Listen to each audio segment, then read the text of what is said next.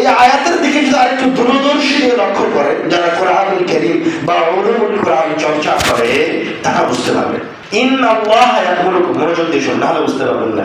ইন্নাল্লাহা ইয়া'মুরুকুম, এইরকম বাক্য আল্লাহ রাব্বুল আলামিন কখন মুহাম্মদ সাল্লাল্লাহু আলাইহি ওয়াসাল্লামের সাথে ব্যবহার করেননি। এরকম কঠিন বাক্য ইন্নাল্লাহা ইয়া'মুরুকুম, এই বাক্যটা একটা কঠিন বাক্য, একটা কঠিন বাক্য।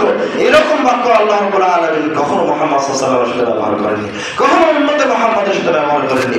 মুহাম্মদ সাল্লাল্লাহু আলাইহি ওয়াসাল্লামের সাথে আল্লাহ রাব্বুল আলামিন কেমন বাক্য ব্যবহার করেন বলেন? কুল হুয়াল্লাহু আহাদ, হে নবী আপনি বলুন আল্লাহ এক।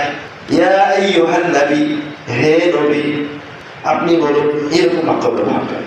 ইন্নাল্লাহা ইয়া'মুরুকুম, এরকম কঠিন বাক্য কোথায় ব্যবহার করা হয়েছে? এইরকম কঠিন বাক্য আল্লাহ রাব্বুল আলামিন কোরআনুল কারীমে আরেক জায়গায় যেখানে ব্যবহার করেছেন সেটা হচ্ছে বনু ইসরাঈলের সাথে ব্যবহার করেছেন। এইরকম কঠিন বাক্য আল্লাহ রাব্বুল আলামিন বনু ইসরাঈলের সাথে ব্যবহার করেছেন। বনু ইসরাঈলকে আল্লাহ রাব্বুল আলামিন এই বাক্য দিয়ে বলছেন, ইন্নাল্লাহা ইয়া'মুরুকুম আন তাযবাহু বাকারা। বনু ইসরাঈল, ইহুদিরা, তোমরা যে ফিতনা সৃষ্টি করেছো, এই ফিতনা থেকে বের হয়ে আসার জন্য নিশ্চয় ইন্নাল্লাহা ইয়া'মুরুকুম, নিশ্চয় আল্লাহ রাব্বুল আলামিন তোমাদেরকে নির্দেশ দিচ্ছে এই ফিতনা থেকে বের হয়ে আসার জন্য তোমরা একটা গড়ে জড়াই করো। লম্বা ঘটনা, ওইদিকে যাচ্ছে না।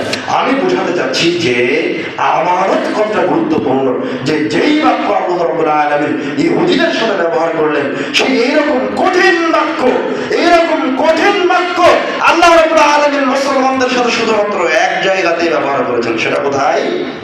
তোমরা আমানতকে হেফাজত করো। আপনি আপনার আমানতকে হেফাজত করেন। আপনার জীবনের প্রত্যেকটা আমানতকে হেফাজত করার জন্য জীবন বাজি রেখে চেষ্টা করেন। আল্লাহ রাব্বুল আলামিন আমাদেরকে আমাদের জীবনের প্রত্যেকটা ক্ষেত্রের আমানতকে সঠিকভাবে বহন করার তৌফিক দান করুন। আল্লাহুম্মা আমিন।